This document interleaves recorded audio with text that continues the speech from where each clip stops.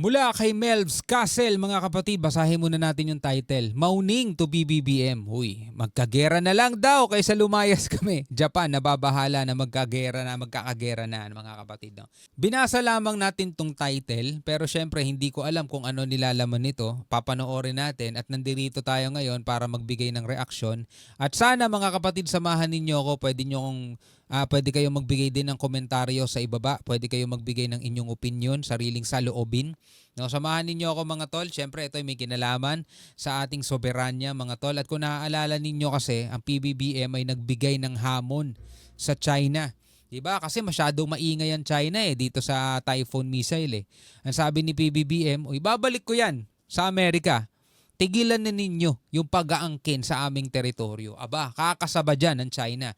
Well, bago natin to simulan, huwag mong kalimutan mag-subscribe kay Melvs Castle. Mga kapatid, nakalagay ang link sa ibaba. At kung bago ka pa lamang dito at trip mo yung mga ganitong klaseng reaction video, huwag mo rin kalimutan mag-subscribe. Click mo na rin ang notification bell para ma-notify ka pag may mga bago tayong reaction video tulad nito. Huwag na natin patagalin pa. Panoorin na natin to. Marcos ang China. Palayasin nyo ang lahat ng barko nyo sa aming teritoryo. Aalisin namin ng Typhoon missile. Nakarating na sa kanila malamang sa malamang etong deal o etong hamon ni PBBM. Pero alam naman natin mga kapatid, hindi mangyayaring tanggapin o kasahan ng China yan. Kasi mga tol, napakalaking mawawala sa kanila. Biruin mo, bilyon-bilyong bariles ng langis ang nandiyan sa West Philippines Sea. Bibitawan ba nila yun? Diba? Napakaraming isda, napakayaman yan sa likas na yaman mga tol. Diba? Pero mukhang hindi yan kakagatin ni Mao Ning. Mas pipiliin pa ng Chinese PLA Navy na magkagera na lang kaysa isuko nila ang buong South China Sea. Kaya nga pag sinasabi nilang committed sila na panatilihin ang peace and stability, napakalaking kabalbalan nun mga tol sa kanila Alam niyo bakit? Kasi nga sila yung nag-uumpisa ng tensyon Sila yung nagsisimula ng gulo. Biruin mo napakalapit nila sa atin. Lumapit pa lalo. Diba? Yung balita nasa Pangasinan, ngayon nasa La Union na mga tol. Pabalik-balik lang yun. Bakit? Kaya naman kasi tayong girahin ng China. Bakit pa nila iaatras ang kanilang barko, diba? At halata naman sa Chinese Foreign Ministry na hindi sila lalayas sa West Philippine Sea. Labas-pasok nga yung mga Chinese Coast Guard. Tama. Tayo na lang ang magsasawang kakataboy sa mga nayan. Malaking kalokohan din kasing alisin ni Pangulong Marcos ang missile. Papaano na lang pag may surprise attack ang China? Papaano mo lalabanan yan? Yan ang tanong, di ba? Pero what if nga pumayag tong si Mao Ning sa alok ni PBBM? Hindi pa rin daw yan aalisin ng Pangulo. Pero alam nyo mga tol, ito lang sa ano ko lang sa pag-aanalisa ko. Yung Typhoon missile ng US na nandirito sa Pilipinas, hindi yan pinapangambahan ng China na gagamitin natin sa kanila kapag inatake nila tayo, mga tol. Kasi parang malabo pa sa ngayon o hindi ko nakikita na susugurin nila tayo para gerahin, mga tol. No? Ang gusto kasi nilang mga tol is masakop lang itong West Philippine Sea at tanggapin na ng Pilipinas na kanila yan. Yun ang gusto nila mangyari, isuko na natin yung West Philippine Sea. Hindi para sugurin tayo at atakihin mga tol. No? Pinapangambahan nila itong Typhoon missile kapag sasakupin na nila yung Taiwan. Yung Taiwan hindi ang West Philippine Sea. Yung Taiwan. Kasi nga, mga tol, gamit ng US yan So malamang gagamitin ng US yan laban sa kanila. Ang US kasi pinuposisyon yung puwersa nila, kumbaga nakapalibot, may Japan, may Korea, Pilipinas, 'di ba? Sa iba pang mga kaalyadong bansa ng Amerika. Lahat 'yan mga tol kinakargahan ng Amerika ng kanilang military, no? Para kung sakasakali nga naman susugurin ng China ang Taiwan, nakaposisyon na agad ang Amerika. Kasi malayo Amerika mga tol 'Di ba? Malayo Amerika. Western countries yan tayo nasa silangan tayo, nasa Southeast Asia tayo Malayo sila. Kung sila magre-responde mula dun sa kanilang bansa, ilang araw pa aabutin nun mga tol. Diba? Wala na, nasakop na ng China, Taiwan. Late lang ng Taiwan nasakop na nila yon bago pa man dumating ang rescue ng Amerika. Kaya nga ginawa ng Amerika mga tol, para pigilan yung pag-expand ng military ng China, ayan na, nakaharang na sila. At isa na nga, na posibleng pinapangambahang gamitin ng China itong mga EDCA sites ng Pilipinas dito, no, sa ating bansa ng EDCA sites natin dito. Kaya nga may mga spy na nahuhuli na nagmamatsyag di ba? Inaaral na nila yan mga tol At etong Typhoon missile mga tol, pinapangambahan nila na baka gamitin ng US sa kanila. Kaya gusto nila alisin na kung ano-anong sinasabi nila, kung ano-anong ginagawa nila mga tol para bumigay ang Pilipinas at sumunod sa gusto nilang alisin ng atong Typhoon missile na to. No, pero ito ay pinapangambahan ng Amerika na gagamitin pinapangambahan ng China na gagamitin ng Amerika sa kanila, no? Kundi itatago lang.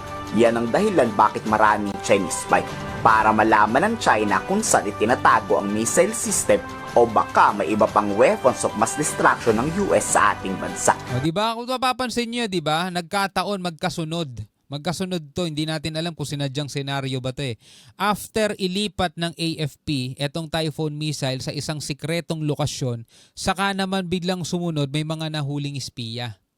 'Di ba? Kumbaga, teka, saan inilipat tong Typhoon na to? Kailangan natin mag-spy. Alamin ninyo kung saan inilipat 'yan, 'di ba? O ayun, may mga nahuli. Ramdam kasi ng China na hindi lang normal na missile ang nasa atin, kundi yung pangsabugan talaga. The real fear of China is that that's just the opening. That if we feel we're threatened, it's not going to be one HIMARS, it's not going to be one Typhoon, it's going to allow the Americans to preposition one of their best weapon systems. The plan is not only in northern Philippines, the plan is to create an arc of missile defense systems from southern Japan to Guam to Manila, to northern Philippines and Taiwan. Nagpahayag naman ng pagkabahala ang Japan sa Chinese Coast Guard. Sobra na law ang illegal actions ng Beijing. Dahil sobra. nakakaalarma na nga, nais ng Japanese ambassador na mas palaliin pa ang military cooperation ng Japan at Pilipinas. Nababahala na kasi ang Japan na magkagera na sa hinaharap. Kumbaga, parang ang nangyayari ngayon mga tol, chess, no? Larong chess, kanya-kanyang position. Tingnan natin kung sino ma-checkmate pagdating ng araw. Gusto ng ambassador na magpadala sa Pilipinas ng Japan Maritime Self-Defense Force o yung army nila para magsanay palalo sa posibilidad ng gulo. Nakatakdang mag-deploy ang Japan ng militar sa gaganapin sa Laknib exercises kung saan nakatutok sa war offensive strategy. Dito papasabugin nga ang US mid-range missile na Typhoon missile. There are many reasons why Japan-Philippine cooperation should be taken to a new level. The security landscape, both regionally and globally, has grown increasingly complex and unpredictable. The Japan Self-Defense Forces will be able to engage in advanced training with the armed forces of the Philippines, particularly in joint US-Philippines exercises such as Barikatang, Kamandag, and Sama-Sama. Sa Laknib. Together, we will continue to fortify our security and defense cooperation with allies and like-minded partners such as the US and Australia, sending a powerful message of our unwavering commitment to regional peace and stability, anchored on the rule of law. We will persevere in pursuing these efforts while maintaining high-level communication. Kayo sa tingin Diba? Hindi na nahihiya ang China dyan mga tol, no? Sila problema ng marapakaraming bansa. Kumbaga sila yung nakikitang salot.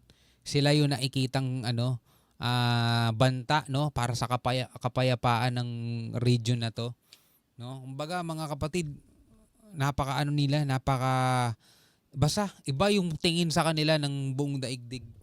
Kahit na patuloy nilang nililinis yung imahe nila, wala, sila rin yung dumudungis Diba? Kahit ipakita nila na napakabuti nila, napakabait, napakagaling sa negosyo. Well, totoo naman yung ibang mga bagay tulad ng magaling sa negosyo.